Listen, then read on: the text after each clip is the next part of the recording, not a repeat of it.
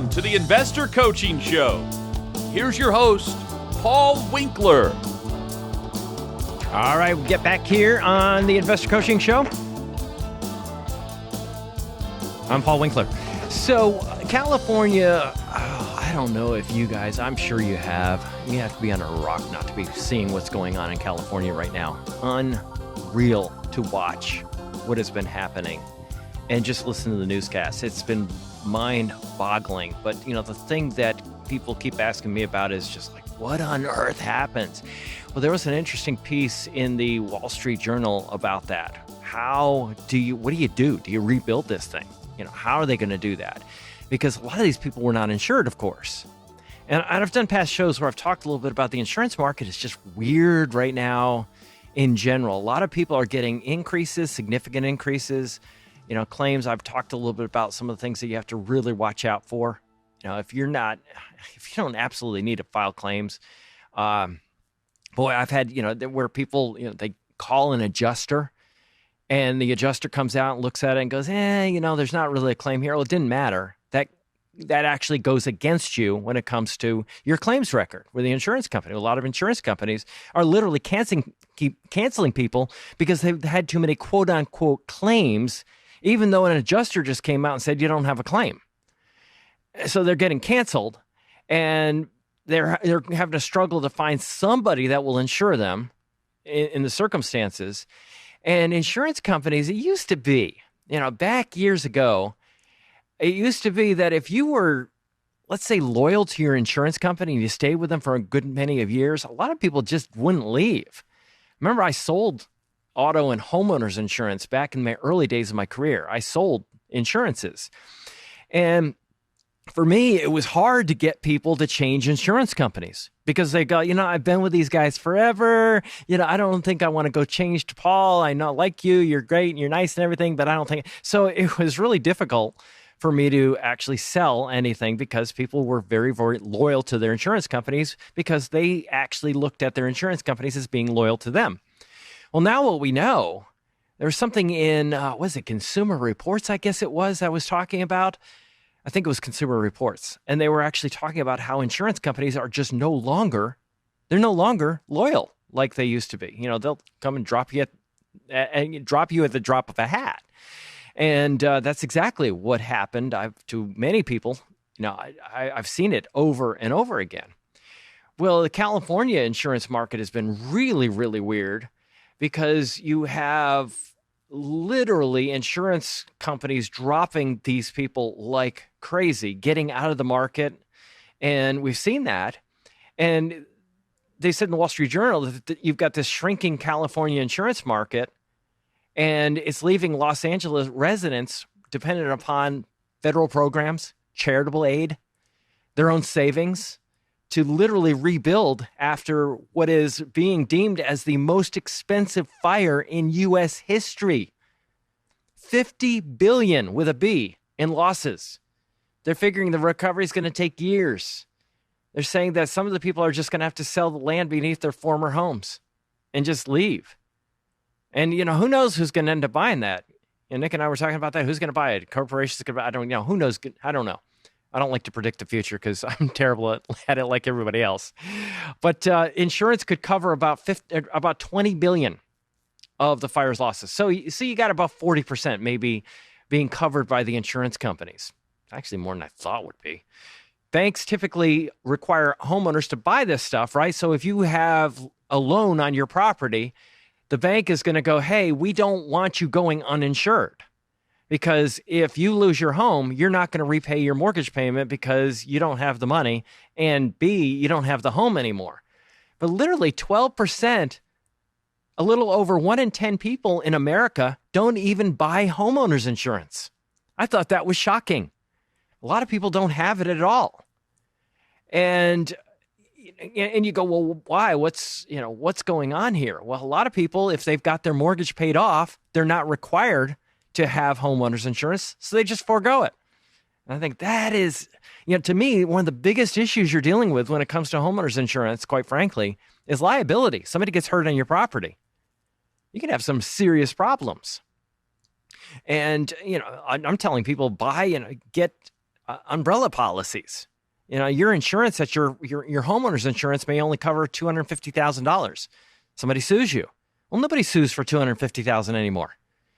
So if you're left with that amount of insurance on your home, and all of a sudden somebody comes in and sues for $750,000, the other $500,000 comes out of your pocket. So, umbrella policies. But a lot of people are foregoing it. Not only do they lose their homes, but they also, if somebody gets hurt on their property, they can get sued. And there's another problem. And what's happening is a lot of the big insurance companies have been in California pulling back because of storms and fires. And they said that in California, 69% of those in the Pacific Palisades neighborhood, which was hit by, State Farm basically said that they wouldn't renew them, is really what happened. Now, in California, you also have this program, I think it's called the FAIR program. And they, so a lot of people don't have any insurance at all through a regular type of an insurance company. So they're going on different types of insurance for themselves, and they're having to rely on the government. And, you go, good grief, you guess you got emergency assistance from taxpayers. And then you've got, a little bit of money coming from the insurance company, not a lot, 40% of the money coming from insurance companies. But then you have charities coming in and helping out, and you just don't know how that's going to go. But I think, wow, can you imagine being in this position? But I think from my standpoint, as I read this and I look at this, I go, wow, shocking that many people are going uninsured in that marketplace. So obviously prayers to those people. Wow, really, really difficult. Now, another thing that's been talked about in the news this week, interest rates. Now, I've been talking a little bit about interest rates, the debt, and those types of things.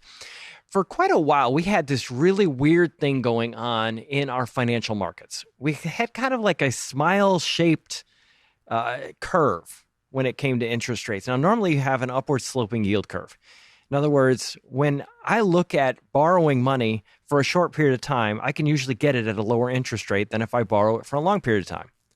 So if let's say I get a 30-year mortgage, my interest rate's going to be higher than it's going to be for a 15-year mortgage, typically, right? So if I borrow money for a couple months or 6 months, I'll typically get a lower interest rate than if I get it for a longer period of time. And that's exactly what the government normally deals with. So they'll have treasury bills. That's very, very short-term money being borrowed. And then you'll have treasury notes where you get into the 10-year range. And then you have treasury bonds above 10 years. So the bonds will be the long-term things. And typically you'll have the bonds, you'll have a higher interest rate because it's longer-term borrowing than you'll find with treasury bills. But it's been this really weird situation where the very short-term interest rates were as high, if not higher, than the 30-year bonds. And you go, what on earth is going on there?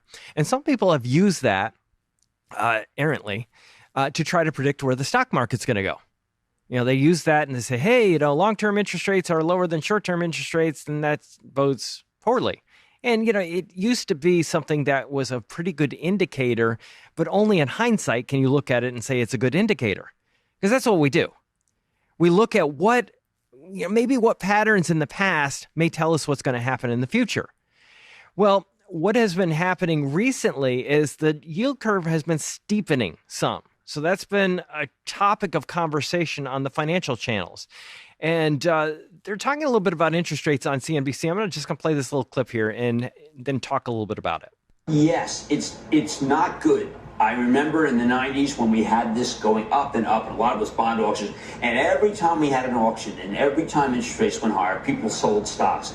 And then you take a look at what happened in the 90s to stocks, and you just say, halcyon time, what are those little blips down? Those little blips down were increases in interest rates.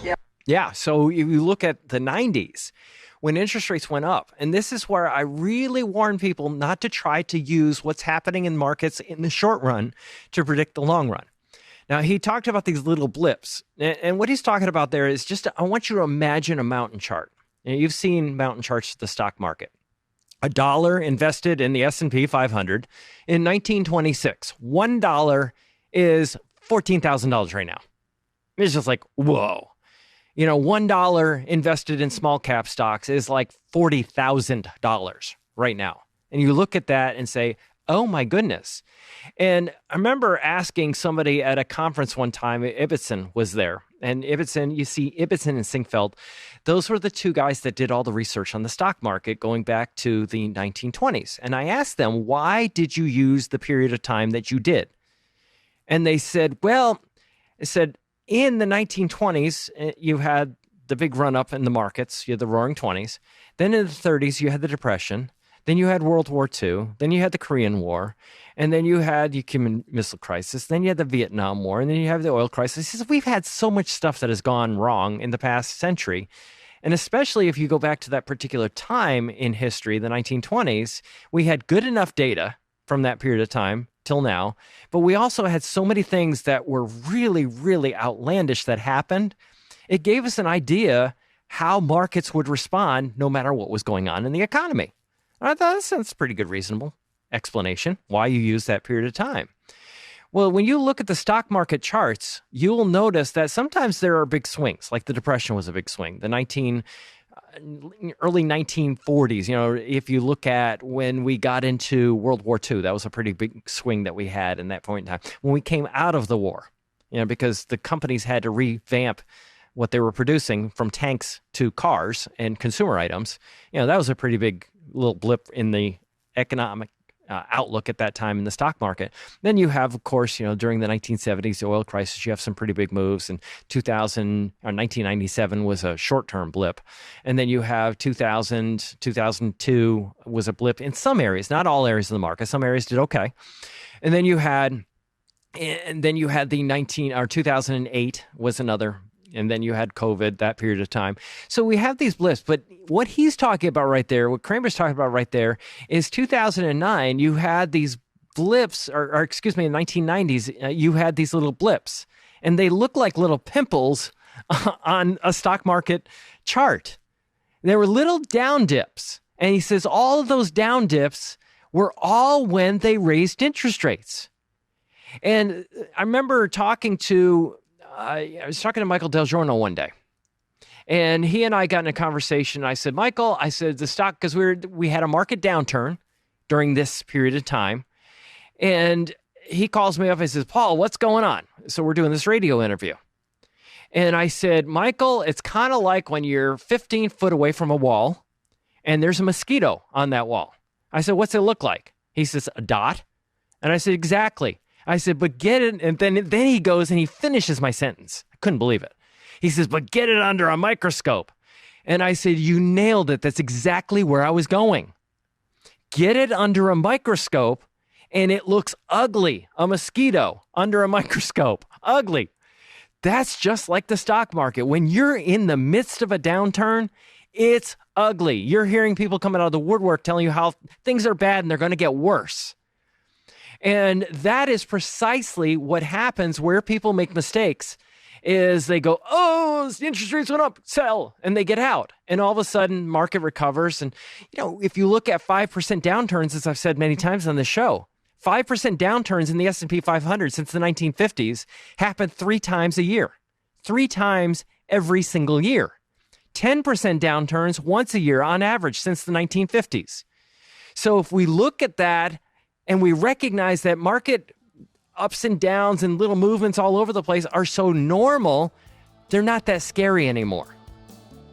But recognize that these things are often used to try to figure out where things are going to go, and it's a futile exercise. Always has been.